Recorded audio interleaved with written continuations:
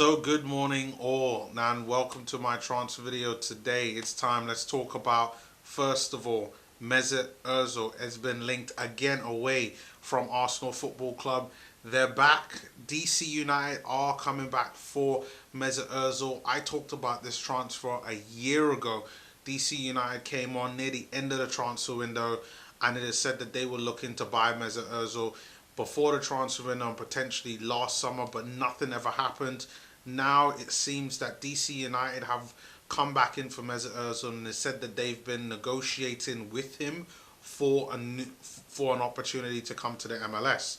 Now the story is that they are looking to make Mesut Ozil the face of DC United, which is understandable. We all know Mesut Ozil's pedigree from his time in Germany, Spain, at Real Madrid, and then again at Arsenal. Now, maybe his time at Arsenal wasn't to be as expected, but still he's had a pretty good career overall in Europe. When you look at his time at Real Madrid, in Germany, and at Arsenal, so you would see that obviously DC United, they want to have Mesut Ozil as being the face of DC United. It's said that they are also going to be heavily invested in the M10 brand. We all know that Mesut Ozil, every club that he goes to, he always wants that number 10 shirt. That is all part of his brand, and that is what is associated with him. So I know that Mesut Ozil is probably going to get that number 10 spot, and it's that alone which has caused me to rebuff some of the other rumours in regards to Mesut Ozil and Fenerbahce. That there was a story earlier on Twitter floating around that a deal for Fenerbahce looks to be close, and that he was getting the number 23.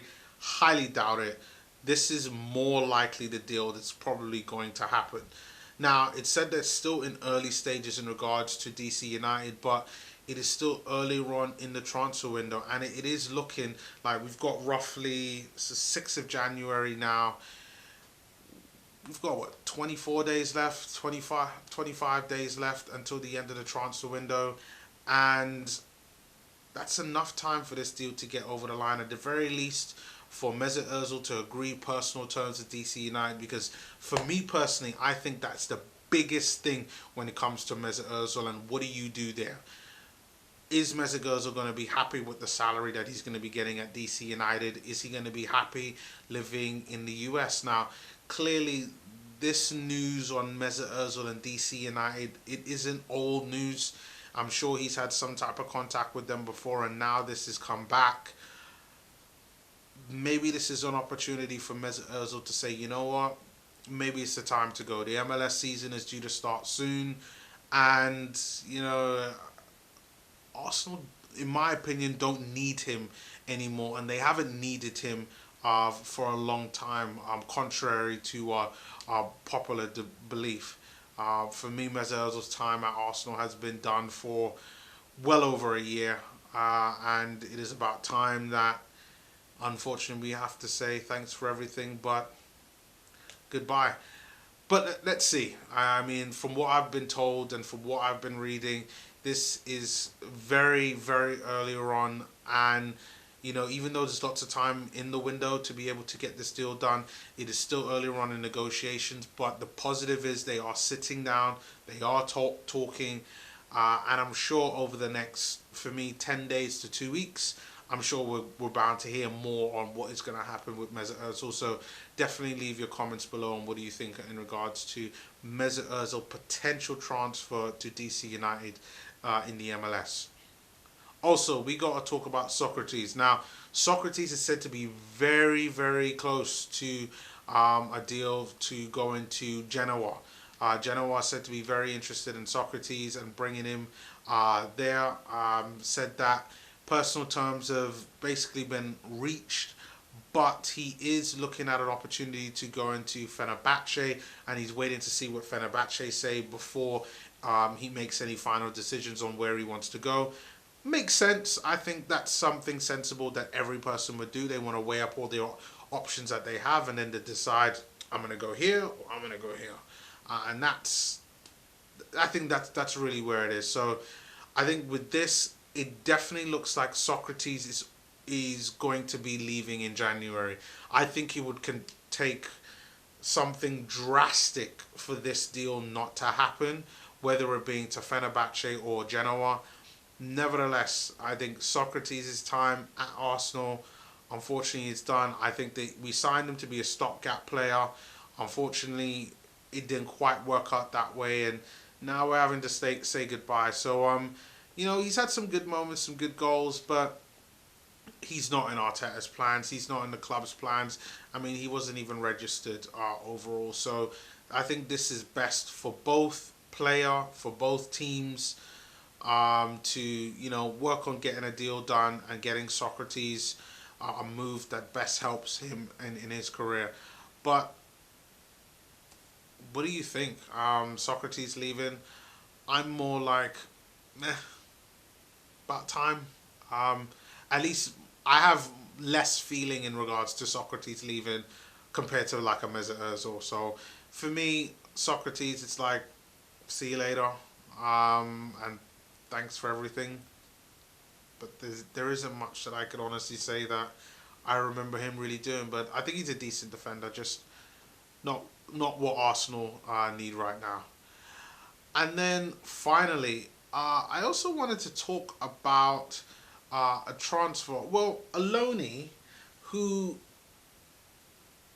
was sent out on loan to Rochdale and has recently been recalled. Now, I tend to keep a good eye on the loan players, and even though this isn't a player that I have specifically talked about during his loan, is Tolaji Bola. Now, Tolaji Bola is a left back. He is 21 years old, if I recall. Sorry, 22 years old. Obviously, primarily out of the academy. A good, solid player overall. He doesn't do anything wrong. He's captained the under 23s before. Hasn't even got his competitive debut with Arsenal. He's had a half season out on loan, and it looks like he's had a pretty good loan so far. But he's been recalled, and obviously he plays at left back. Kieran Tierney being the only left back that we have. So it kind of makes sense why we've brought him back. I have to say I'm a bit surprised that we didn't loan him back out to Rochdale. But I think there could be a potential opportunity for Tolaji Bola to actually get his competitive debut at Arsenal. Now, I know a lot of people are going to be saying this, is that Neomis, stop it with the dead wood. We don't need to see these players. But, like, hear me out. He's a young player. He's a decent player. I wouldn't go off to say that he's a world beater, but if you are looking for cover for Kieran Tierney, I think that this could be a decent cover for Kieran Tierney. I do think that he's different. He isn't more on the attacking side. He's more of a defensive left back more so than anything else. I think he's very tidy. We saw him a bit at preseason.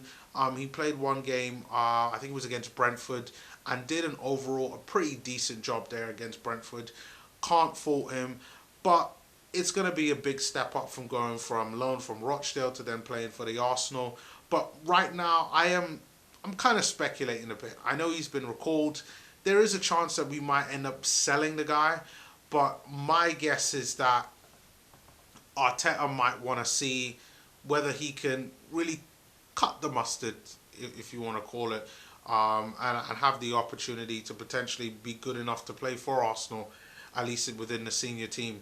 We need cover at left back. Kolasinac's gone until the end of the season. It's like, why not? And, he's been at Arsenal for a pretty long time. I say that this kind of makes sense. So I'd be very interested to see if he gets a chance at Arsenal. I hope he gets a chance at Arsenal. I think every young player deserves at least a few games out. Let's see what they can do. If they're not good enough, then ship them out. But I thought it was worth mentioning. So I'm happy to see Tolaji Bola back at Arsenal. I hope he does get an opportunity at some point. Maybe the game on Saturday against Newcastle might be an opportunity for Tolaji to get his chance. But let's see what happens. But guys, thank you once again for watching the video.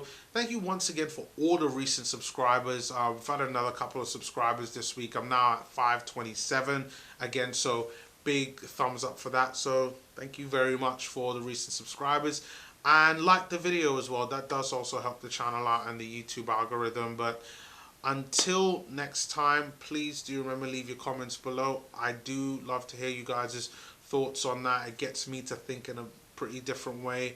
But until my next video, which you should see somewhere along this video right now, I will see you all next time. Peace.